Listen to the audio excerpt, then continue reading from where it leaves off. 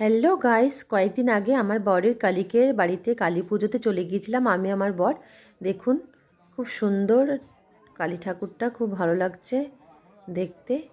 তো আমি বসে বসে পুজো দেখছিলাম আর খুব সুন্দর প্যান্ডেল খুব সাজিয়েছিল, বাড়ির চারপাশটা খুব সুন্দর করে সাজিয়েছিল, খুব ভালো লাগছিল দেখতে, নানা রকম কাপড় দিয়ে সাজিয়েছিল। তো সবাই বসে রয়েছে, পুজো স্টার্ট হয়েও গেছে। এই ঠাকুরমশাই পুজো দিচ্ছে, দেখুন পুজো চালু হয়ে গেছে। তো আমি বসে বসে পুজো দেখছিলাম, আর বর একটুখানি কাজে ব্যস্ত ছিল।